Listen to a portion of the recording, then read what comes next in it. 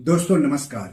दोस्तों लोन लिया है तो चुकाना पड़ेगा और लोन को समय से पहले चुकाते हैं तो प्री पेमेंट चार्ज भी देना होगा। लेकिन अब लोन पर प्री पेमेंट चार्ज को लेकर बड़ी खबर आ रही है। अगर आप समय से पहले बैंकों या लोन देने वाली कंपनियों से लिए गए कर्ज को खत्म करना चाहते हैं या चुकाना चाहते हैं तो आपके लिए फायदे की खबर है। दरअसल समय से पहले पूरा लोन चुकाने यानी प्री पेमेंट को लेकर नियम बदल गया है। तो समय से पहले पूरा लोन चुकाने को लेकर नया नियम क्या है, नया नियम कब से लागू हो रहा है और इस नए नियम से क्या फायदा होगा, ये सब हम आपको इस एपिसोड में आगे बताएंगे। लेकिन सबसे पहले आप सबसे गुजारिश है कि चैनल के लिए नए हैं तो तुरंत सब्सक्राइब कर लीजिए, वीडियो को ज्यादा से ज्यादा शेयर कीजिए ताकि ज्यादा से ज्यादा लोगों तक जानकारी पहुंचे। हो सकता है आपके एक शेयर से आपके किसी अपनों का ही फायदा हो जाए। तो चलिए आगे बढ़ते हैं। सबसे पहले लोन का बुनियादी फंडा जान लीजिए। लोन लेते समय आपको बताना होगा कि आप पूरा लोन कब तक चुका देंगे। इसे तकनीक भाषा में लोन चुकौती अवधि कहते हैं। लोन की ईएमआई यानी लोन चुकाने के लिए आप हर महीने जो किस्त देंगे वह लोन की ब्याज दर और लोन की रकम के अलावा लोन चुकौती अवधि पर भी निर्भर करती है। आपने लोन लेते समय जो लोन चुकौती अवधि चुना है उससे पहले अगर आप लोन चुका देते हैं तो इसे लोन का प्री पेमेंट कहते हैं और लोन के प्री पेमेंट पर बैंक चार्ज लेते हैं या ले सकते हैं, इसे प्री पेमेंट चार्ज कहते हैं। लोन की ईएमआई में लोन की मूल रकम और ब्याज दोनों शामिल होते हैं। लंबी चुकौती अवधि का मतलब लोन की ईएमआई कम और छोटी चुकौती अवधि का मतलब लोन की ईएमआई ज्यादा। लोन चुकाने की अपनी क्षमता के हिसाब से ही लोगों को लोन चुकौती अवधि चुनना चाहिए, न कि लोन देने वाले बैंक या संस्थान के कहने पर। चलिए अब मूल बात पर आते हैं। तो देश का केंद्रीय बैंक भारतीय रिजर्व बैंक यानी आरबीआई ने बड़ा फैसला लिया है। उसने कहा है कि 1 जनवरी 2026 से व्यक्तियों और सूक्ष्म एवं लघु उद्यमों यानी एसएमई द्वारा लिए गए फ्लोटिंग दर में व्यापार कर्ज यानी बिजनेस लोन पर कोई पूर्व भुगतान शुल्क यानी प्री पेमेंट चार्ज नहीं लगेगा। माना जा रहा है कि इस फैसले से एसएमई सेक्टर यानी छोटे मोटे कारोबार करने वालों को सस्ता और आसान लोन मिल सकेगा। आगे हम फ्लोटिंग रेट और लोन पर प्रीपेमेंट शुल्क के बारे में विस्तार से बताएंगे। तो अच्छी खबर है, जो लोग छोटे मोटे कारोबार के लिए लोन लेते हैं, फ्लोटिंग रेट पर लोन लेते हैं और उस लोन को वो समय से पहले चुकाते हैं, तब आरबीआई ने यह कदम लोन देने वाले अलग अलग वित्तीय संस्थानों द्वारा पूर्व भुगतान को लेकर अपनाए जा रहे अलग अलग रवैये को खत्म करने के लिए उठाया है। इन संस्थानों में SBI, HDFC bank, ICICI bank जैसे वाणिज्यिक बैंक, प्राथमिक सहकारी बैंक, एनबीएफसी यूएल और अखिल भारतीय वित्तीय संस्थान शामिल हैं। तो ये सब संस्थान लोन के पूर्व भुगतान पर कोई शुल्क नहीं वसूलेंगे। हालांकि लघु वित्त बैंक, क्षेत्रीय ग्रामीण बैंक, स्थानीय क्षेत्र बैंक इन संस्थानों में शामिल नहीं है, यानी उनको लोन पर प्रीपेमेंट चार्ज वसूलने से मना नहीं किया गया है। फिलहाल व्यक्तिगत इस्तेमाल के लिए लिए गए फ्लोटिंग दर कर्ज पर पूर्व भुगतान शुल्क नहीं लगाया जाता है, लेकिन व्यापार कर्ज को लेकर अलग अलग वित्तीय संस्थानों में अलग अलग नियम है। इससे उपभोक्ताओं में भ्रम और शिकायतें बढ़ रही थी, जिसको लेकर के आरबीआई को यह नियम बनाना पड़ा, यह फैसला करना पड़ा। आरबीआई ने अपनी समीक्षा में पाया कि एसएमई सेक्टर यानी जो छोटे मोटे कारोबार करते हैं उनको सस्ता और आसान लोन देना बेहद जरूरी है, लेकिन पूर्व भुगतान चार्ज को लेकर विभिन्न संस्थानों के अलग अलग रवैये से ग्राहकों को परेशानी हो रही थी। इसी कारण आरबीआई ने नए दिशा निर्देश जारी किए हैं। सवाल है कि जो नियम है वो किन किन संस्थानों पर लागू होंगे।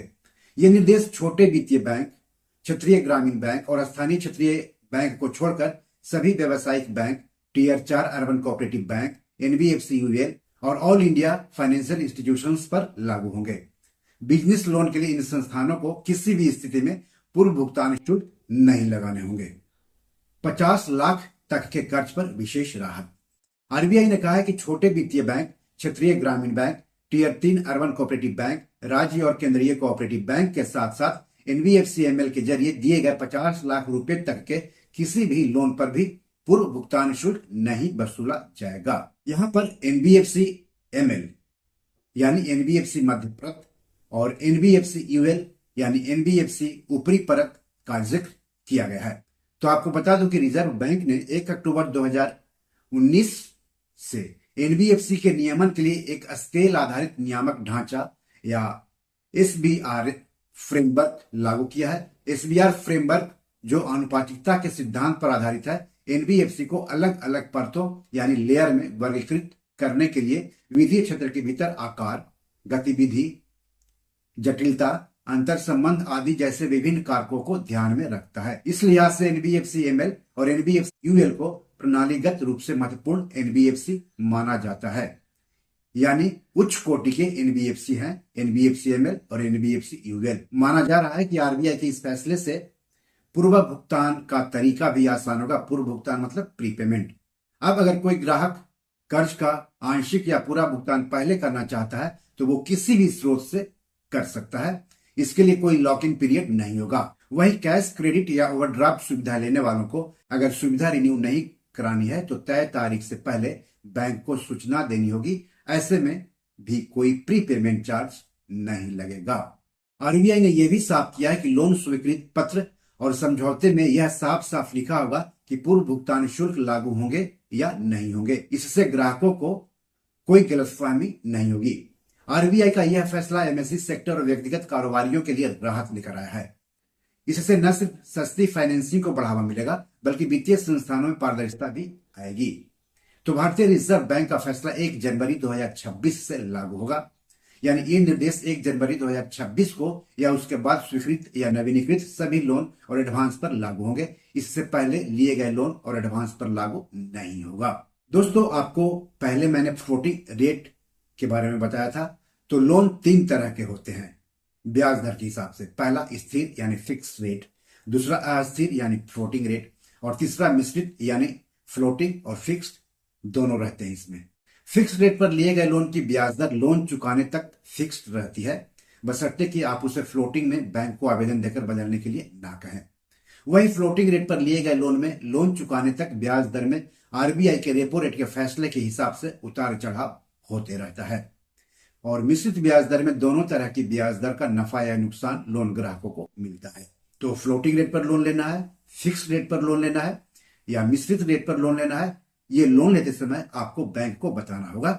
और लोन लेने के बाद अगर आपको लगता है कि दूसरे रेट वाले में आपको जाना चाहिए तो आप आवेदन देकर के जा सकते हैं। अब जान लेते हैं कि लोन पर प्रीपेमेंट चार्ज का मतलब क्या होता है आम भाषा में। लोन पर प्रीपेमेंट चार्ज का मतलब है कि जब आप अपने लोन को उसकी अवधि से पहले चुकाते हैं तो बैंक या वित्तीय संस्थान आपसे एक शुल्क लेते हैं जिसे प्रीपेमेंट चार्ज या प्रीपेमेंट पेनाल्टी कहा जाता है। यह शुल्क बैंक को उस ब्याज के नुकसान की भरपाई करने के लिए लिया जाता है जो उसे लोन की पूरी अवधि तक मिलता। संक्षेप में प्रीपेमेंट चार्ज एक ऐसा शुल्क है जो लोनदाता लोन को समय से पहले चुकाने पर आपसे लेता है। यह शुल्क बैंक या वित्तीय संस्थान को उस ब्याज के नुकसान की भरपाई करने के लिए होता है जो उन्हें लोन की पूरी अवधि तक मिलता। उदाहरण के लिए यदि आपने 5 साल के लिए लोन लिया है और 3 साल में ही उसे चुका देते हैं तो बैंक आपसे प्रीपेमेंट चार्ज ले सकता है।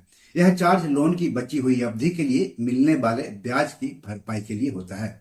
प्रीपेमेंट चार्ज लोन के प्रकार और लोनदाता के अनुसार अलग अलग हो सकते हैं। कुछ लोन पर प्रीपेमेंट चार्ज नहीं लगता है जबकि कुछ पर लग सकता है। कुछ लोनदाता प्रीपेमेंट चार्ज के रूप में बकाया राशि का एक निश्चित प्रतिशत लेते हैं। इसलिए यदि आप लोन लेने की योजना बना रहे हैं तो प्रीपेमेंट चार्ज के बारे में जानकारी प्राप्त करना जरूरी है ताकि आप अपनी वित्तीय योजना को ठीक से बना सकें। अगर लोन पर प्रीपेमेंट करने जा रहे हैं तो उससे पहले बैंक से पता कर लें कि आपको कितना प्रीपेमेंट चार्ज देना होगा। तो बी योर मनी मैनेजर में आज इतना ही। छोटे मोटे कारोबारियों के लिए लोन पर प्रीपेमेंट चार्ज खत्म करने के आरबीआई के फैसले पर आप क्या सोचते हैं? क्या इससे छोटे मोटे कारोबारियों को फायदा होगा? हमें कमेंट बॉक्स में जाकर जरूर बताएं। एपिसोड कैसा लगा इसके बारे में भी लिखिएगा। इस एपिसोड या पैसे जुड़े कोई सवाल हो तो जरूर पूछिएगा। आगे किस टॉपिक पर वीडियो चाहते हैं हमें बताएंगे तो अच्छा लगेगा। धन्यवाद, नमस्कार।